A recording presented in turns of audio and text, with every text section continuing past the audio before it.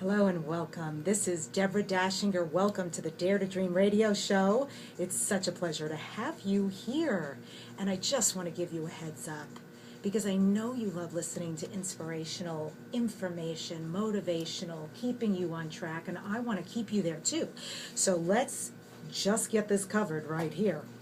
I am set to be a part of a television show and also 4 different telesummits. Now, some of you know radio and may not know telesummits, but I want to address that so you get it. A telesummit, right, as in a summit, but it's done on the telephone, specifically with a theme like abundance, like switching your life around, like it can be anything. And there's one host, the host has an entire team.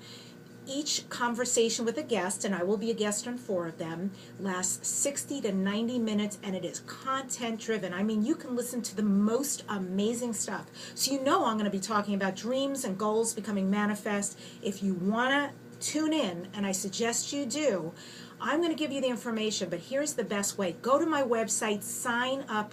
There, right there in the column, you'll see a sign-up sheet, DeborahDachinger.com, DaChinger, and then I'll let you know firsthand when the telesummit's free telesummits are coming up, how you can sign up, and then you can listen to me and unbelievable transformational giants. So you heard it first here. Go to my website, sign up. We're going to be talking about changing behavior and habits because it's the only way really you can get ahead. Am I right? I'm right. I know. So the key to changing behavior is that you want to reinforce the habits you want with the right reward, because something happens up here in the noggin when you do that. Cutting edge research actually shows neuroscience, psychology, consumer research, and it explains why it's hard to stick with intentions when it comes to breaking a habit. Let's talk about it, like going to the gym, like I'm not going to have that 3rd margarita. Like, please stop seeing your ex and start deciding you're worthy and choose somebody who you would experience to be significant in a relationship with. Like, let's start taking consistent action steps towards our dreams and our goals, right? So we want to stick to those intentions. Good old-fashioned willpower, it's really won't power, right? It won't really work.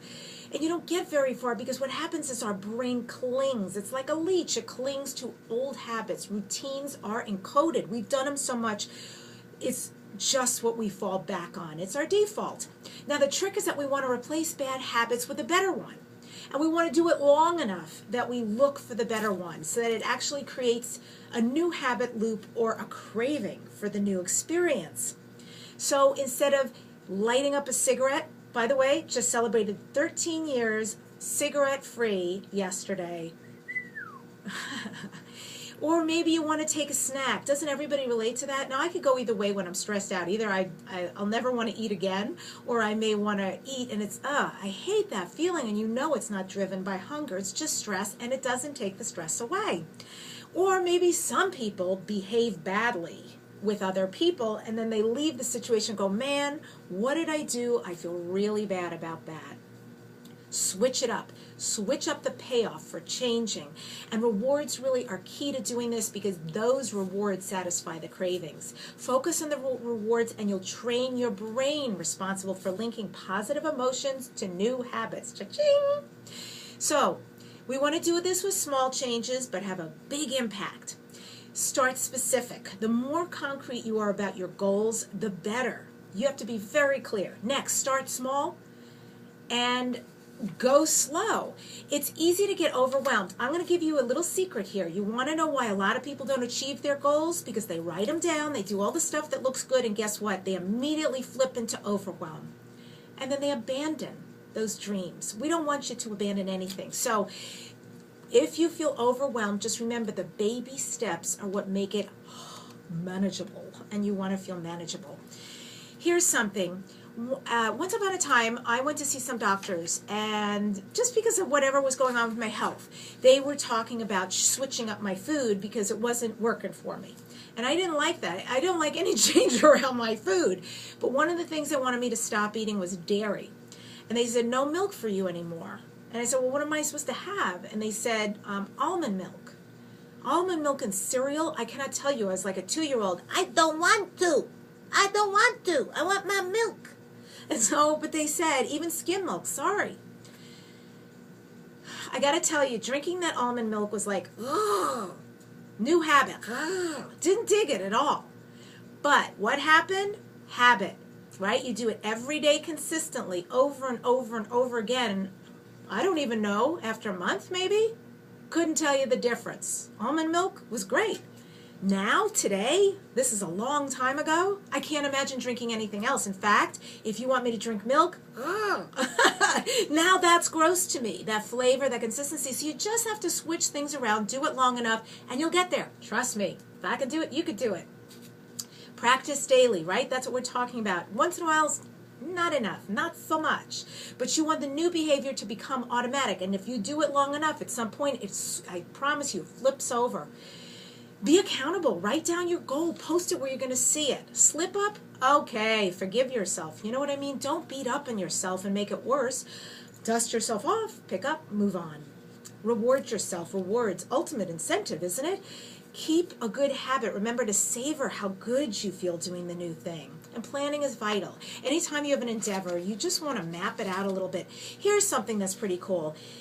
You're not a victim, right? Isn't that awful? If you feel like a victim anywhere in your life, I'll tell you how to not be a victim. Become a victor, and be a victor by being the architect of your life. Map it out. The captain of your ship. That's how you get out of it. Okay, honey, you want to write out a master plan. You really do. Focus on the solution. Write up how you're going to do it.